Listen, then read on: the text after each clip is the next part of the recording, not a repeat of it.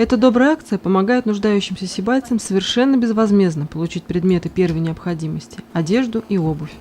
Ведь в городе немало семей, которым не по карману купить теплые вещи, порадовать детей новой игрушкой. Вот мы сегодня пришли на ваш благотворительный акция идет детям, но это очень хорошо.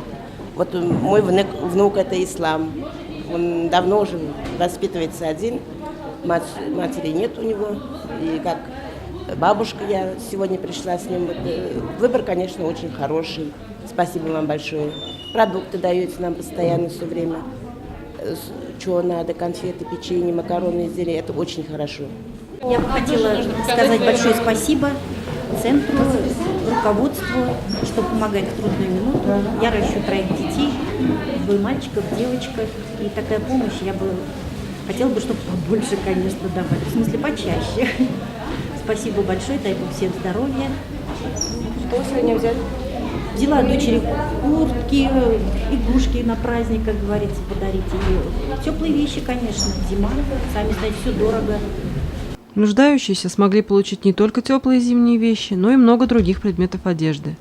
Откликнулись на акцию простые горожане, организации, индивидуальные предприниматели и волонтеры. Сотрудники Юго-Восточного центра и наши волонтеры из города приняли активное участие в этой акции, за что им большая благодарность.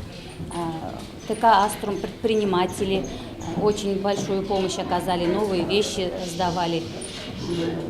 И многие горожане, которые пожелали остаться неизвестными, им тоже большая благодарность за то, что они проявили интерес к этой акции. И надеемся, что эта акция не последняя.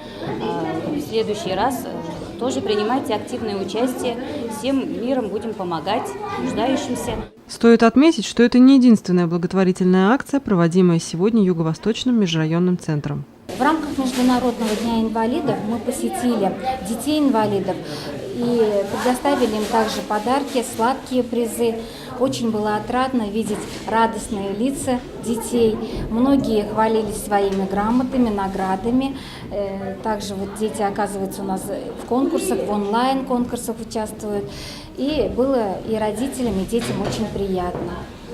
В четверг, в пятницу мы организуем акцию для лиц с неопределенным местом жительства. Это, значит, у нас во дворе будет установлен флюорограф, также будет организовано горячее питание и также будем выдавать вещи. Евгения Гибадуллина, Айгуль Хамитова, Радмир Исенгулов, Любовь Карпова, телекомпания СТВ.